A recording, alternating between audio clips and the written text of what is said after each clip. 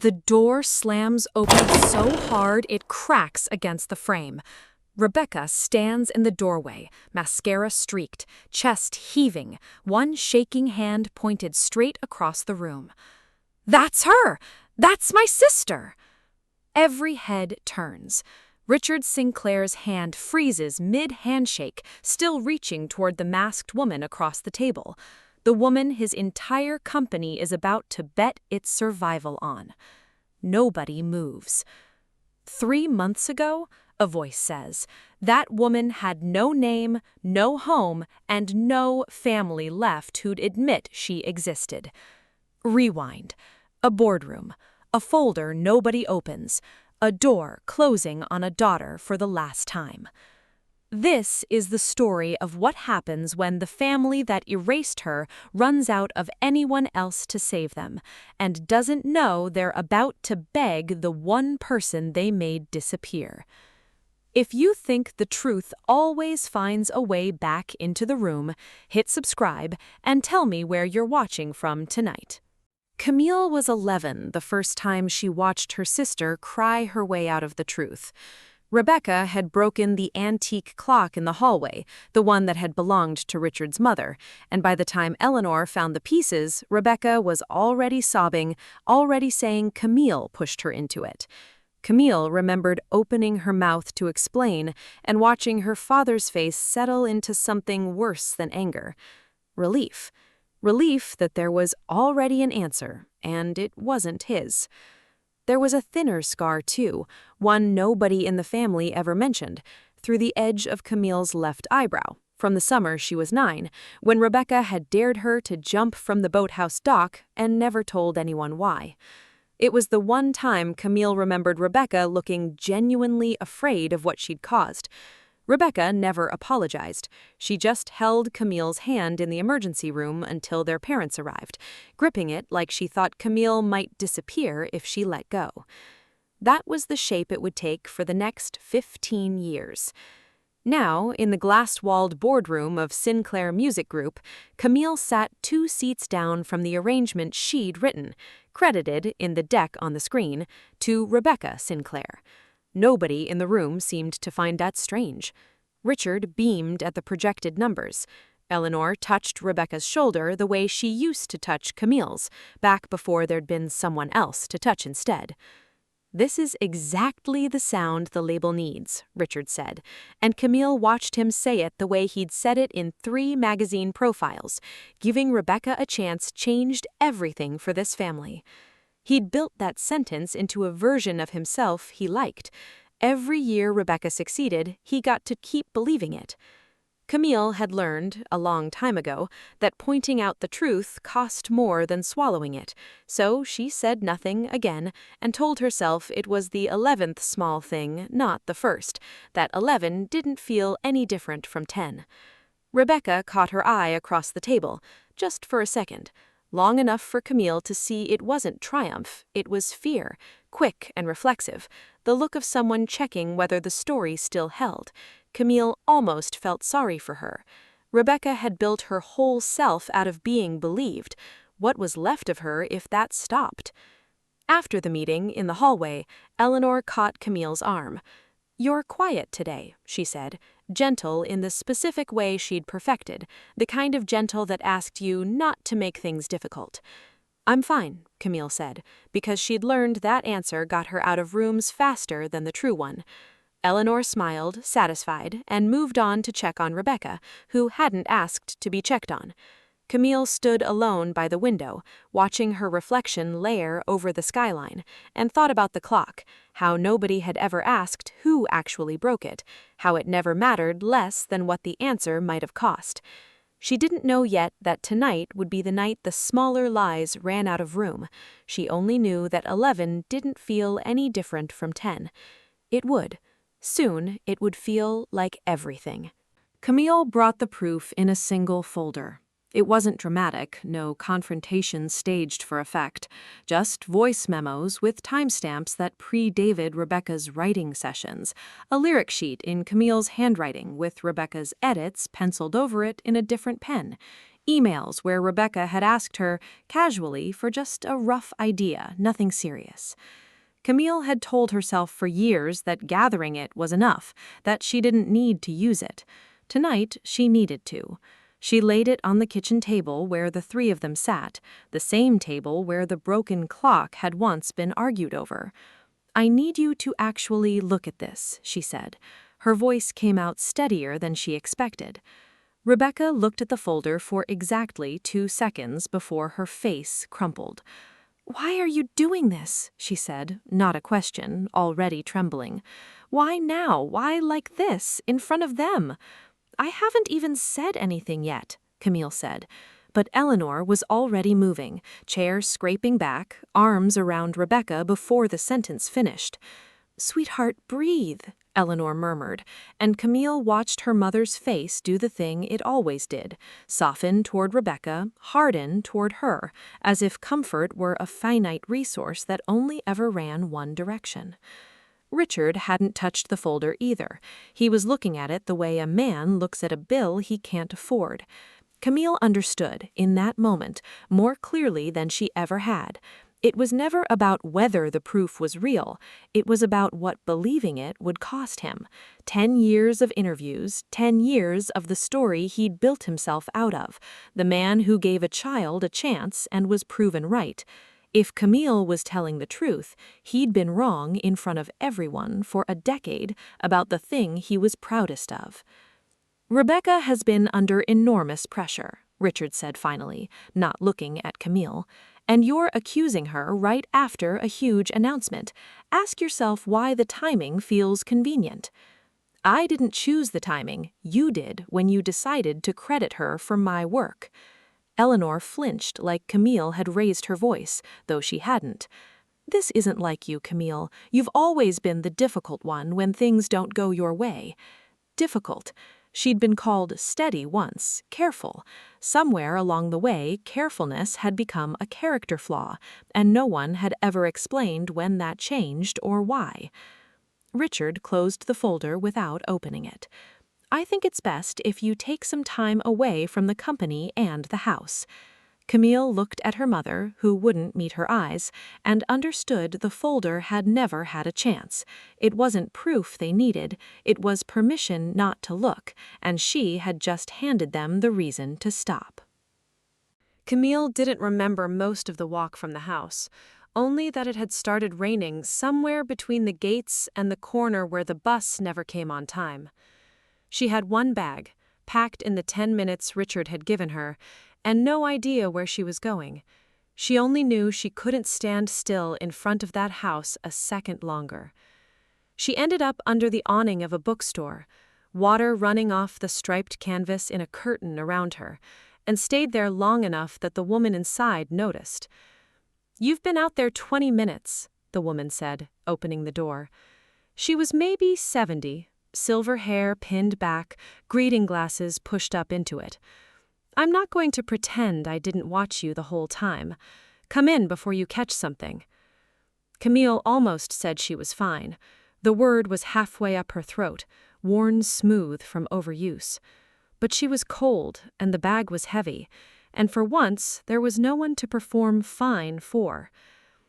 "I don't have anywhere to be," she admitted instead, which felt more honest than she meant it to be. The woman, Dorothy, she said, though Camille later learned everyone called her Dot, didn't ask why. She just handed her a towel and put the kettle on, moving through the cramped, book-crowded space like she'd been expecting company. "Sit wherever there's a chair not buried in inventory," she said. "There's a cot in the back room if you need it tonight. No charge, no questions. I lost my husband 11 years ago, and I've had more room in this place than I know what to do with." Camille sat. The tea was too hot to drink yet, and she held it anyway, just for something to hold. Later that evening, a woman named Maria came by to return a stack of children's books, 2 kids trailing behind her, a boy who immediately climbed onto a step stool to reach the top shelf, and a girl who studied Camille with open, unembarrassed curiosity. "New?" the girl asked. "Very," Camille said. Ivy, don't interrogate the guest, Maria said, though she was smiling. She looked at Camille a beat longer than a stranger usually would, not with pity, which Camille had braced for, but with something closer to recognition. You look like you had a day. I had a decade, Camille said, and surprised herself by almost laughing. Nobody in the room asked what she'd lost, or why, or whether she deserved help. Dot simply added a second cup to the tray. Leo, still on the stool, asked if she liked dinosaurs, and for the first time in longer than she could name, Camille wasn't waiting to see what version of herself would be believed. It was 2 weeks before Julian Hart said anything about it directly.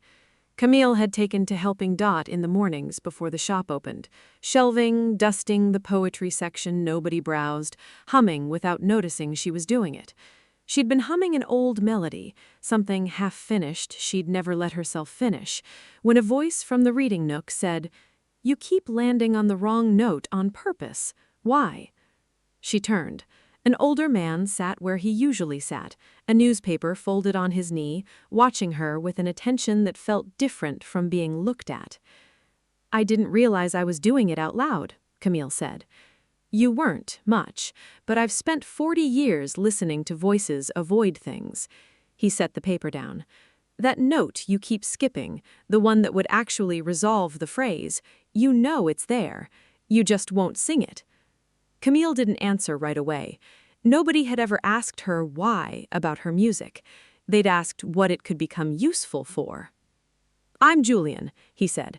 "I taught voice for longer than I probably should have. Retired now, mostly. Dot lets me sit here and be insufferable about other people's pitch." "Camille." "I know who you are," he said, not unkindly. Dot mentioned. "I won't pretend I don't know the family name." He studied her for a moment. "Doesn't matter to me what they think you are. I'd like to hear what you actually sound like, if you're willing." She almost said no. The old reflex, don't take up space, don't risk being wrong in front of someone, rose fast and familiar. But nothing here required her to be right. Nobody in this room had anything riding on her failing. She sang the phrase, all of it, including the note she'd been avoiding. Her voice cracked on it, not from lack of skill, but from something underneath the skill, something she'd been holding down so long she'd forgotten it was there. She stopped, embarrassed, but Julian was quiet in a way that wasn't disappointed. "There it is," he said softly. "That was terrible. That was the first true thing I've heard you sing." He stood, slower than he used to, and reached for his coat. "Come by tomorrow, same time. We'll find out what your voice sounds like when you're not protecting anyone from it." Camille didn't answer, but she was already counting the hours until tomorrow, and for the first time since the boardroom, since the folder, since the rain under Dot's awning, the waiting didn't feel like bracing. It felt unfamiliar and fragile, like hope. The mask was Julian's idea, though he'd never call it that. "You're not ready for them to know your name," he said, turning over a bolt of dark fabric Dot had found in the shop's back room. "That's not weakness, that's protection. Let the voice arrive first. Let it stand on its own before anyone can decide what it's worth based on whose daughter you are." Camille sewed the mask herself over 3 nights at Maria's kitchen table, Ivy narrating unsolicited design opinions, Leo asleep against her arm by the second hour. It wasn't elaborate, simple black fabric, a stitched suggestion of feathers at the temple. Dot took one look and said, "Well, you're a wren then. Small, plain-looking, and everyone always underestimates how far that song carries." The name stuck before Camille had chosen it. Daniel Cole ran the sound booth at the small venue 2 streets from the bookstore, the kind of place that hosted open mics on Tuesdays and didn't ask for resumes. Julian had known him for years. He won't oversell you, he also won't undersell you. Rare combination. Daniel filmed her first set on a phone propped against a water glass, low light, no introduction beyond a scrawled name card that just said, "The Wren." Camille sang the phrase Julian had taught her to stop avoiding, the one that resolved, the one that told the truth. And for 3 minutes, in a room of 40 strangers, nobody needed her to be anyone's daughter. The video had 11,000 views by morning. By the following week, it had passed a number Camille couldn't make herself believe. She watched it happen from Dot's back room, feeling something unfamiliar loosen in her chest each time a comment said, "Who is she?" instead of, "Who does she belong to?" Meanwhile, across the city, a different kind of number was falling. Camille didn't seek it out. Maria showed her, tablet angled with something close to satisfaction. An industry write-up, cautious but pointed, Rebecca Sinclair's new single had been quietly pulled after collaborators, speaking anonymously, described a songwriter with a strong voice for other people's ideas and little of her own. No scandal yet, just cracks, just the first draft of a question nobody had thought to ask before. Camille felt something complicated look at that. Not triumph, not quite. Just the strange vertigo of watching two truths rise and fall at exactly the same speed, on opposite ends of a story she used to think only had room for one of them to be real. Daniel found her afterward, coiling a cable, and said only, "People are going to want to know who you are." Camille said, "Let them want it," and meant it. "I finally like who I am when no one's deciding it for me." The write-up that broke it wasn't cruel. That was what made it land so hard. A former collaborator, no longer under contract and no longer afraid, gave a long interview, measured, almost sympathetic, about years spent quietly finishing melodies Rebecca brought in half-formed, about session notes that never quite matched what ended up credited. He didn't call her a fraud. He didn't have to. He just described, patiently, the shape of a decade, and let readers draw the line themselves. By the time 3 more people came forward, unprompted, telling nearly identical stories, Sinclair Music Group's stock had dropped further in a week than it had in 5 years combined. Richard called an emergency board meeting that solved nothing. Eleanor stopped answering calls from the press entirely, and Rebecca, who had built her whole sense of safety on being believed, sat in the corner of the house that used to feel like an achievement and said almost nothing at all. Camille heard about it secondhand, from Maria's tablet, from Daniel's careful, unsentimental updates. She thought she'd feel something bigger. Instead, she felt strangely still, like watching weather from indoors, something enormous happening to people she used to call family, from a distance she hadn't chosen but was grateful for. "You could say something," Daniel offered once, publicly. "It would end it faster." "I know," Camille said. "I'm not doing this for how fast it ends." What she didn't say was that some part of her still flinched at the thought of being believed now, after 10 years of not being, as if speaking up while everyone was already watching would prove Richard right, that the timing had always been about her, not the truth. Meanwhile, the Wren's following had crossed into numbers that made industry people start asking questions nobody could answer. Who books her? Who manages her? Who is she, actually, beneath the mask that had stopped feeling like a costume and started feeling like the truest thing she owned? It was Julian who noticed the pattern first, pulled up an article on his ancient laptop, reading glasses low on his nose. "They're going to come looking for you," he said. "Not the Wren, you. Whoever's left of Sinclair's company is drowning, and you're the only lifeline anyone can see." "They don't know it's me."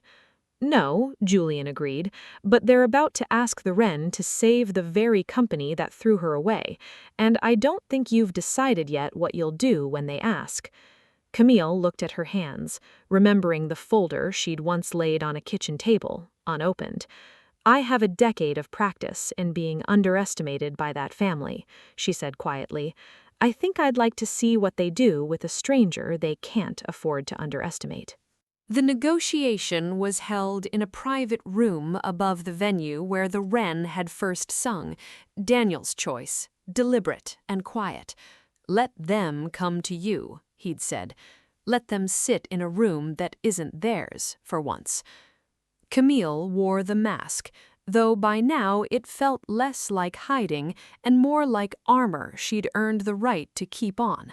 She sat at the head of a small table, Daniel beside her, and watched the door. Richard entered first, and she almost didn't recognize the way he carried himself now. Smaller, the certainty gone out of his shoulders. Eleanor followed, her composure held together with visible effort. Neither of them looked at Camille the way she'd once imagined them looking at the wren. They looked at her the way people look at a lifeboat. "Thank you for meeting with us," Richard said, and there was something in his voice she'd waited a decade to hear and almost didn't recognize now that it had finally arrived. Humility, or its closest imitation. "We're prepared to offer whatever it takes, a contract on your terms. Full creative control. We need—" He stopped, corrected himself, softer. "We would be honored to have your voice at Sinclair." Eleanor leaned forward. "You'd be saving more than a company," she said. "You'd be saving people who made terrible mistakes and are only now starting to understand how many." Camille said nothing for a long moment, letting the silence do what she used to be too afraid to let it do. "Tell me," she said finally, voice modulated, unfamiliar even to her own ears.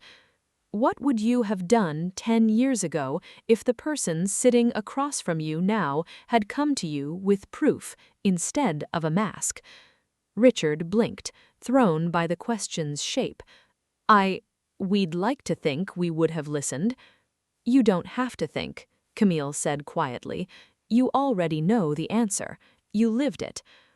Before Richard could respond, Daniel reached to slide a contract folder across the table, the moment they'd rehearsed, the handshake meant to close it, and Richard reached out to take it, hand extended toward the wren. That was when the door slammed open hard enough to crack against the frame. Rebecca stood in the doorway, breathless, mascara streaked, one hand braced on the frame like she'd run the whole way up. She'd chased a rumor she didn't believe until this second. A grainy photo from last night's show, the mask slipped a fraction under stage lights, just enough to catch a thin, pale line through the edge of an eyebrow. A scar Rebecca had watched form in an emergency room 17 years ago, had held Camille's hand through, had never told a single person about, because it was the one time she'd been afraid of what she'd caused. She would have known that scar anywhere, under any mask. Her eyes locked on it now, and her hand rose, shaking, pointing straight across the room. "That's her," Rebecca said, voice cracking wide open. "That's my sister." The room went dead silent. Richard's hand stayed frozen in mid-air, still extended, still waiting for a handshake that meant something entirely different a second ago. Eleanor's mouth opened and nothing came out, and Camille, the wren, sat perfectly still, watching 17 years of small choices arrive, all at once, in her sister's hand. Some families don't break in one moment. They break in 100 small ones, until the biggest lie is just the last thing standing. If you were Camille, would you forgive the parents who chose the easier lie for 10 years? Or is some conditioning too deep to undo? Subscribe for part 2 and tell me in the comments, who do you think breaks first, Rebecca or the parents? Silence Speaks Stories, where every story leaves a mark.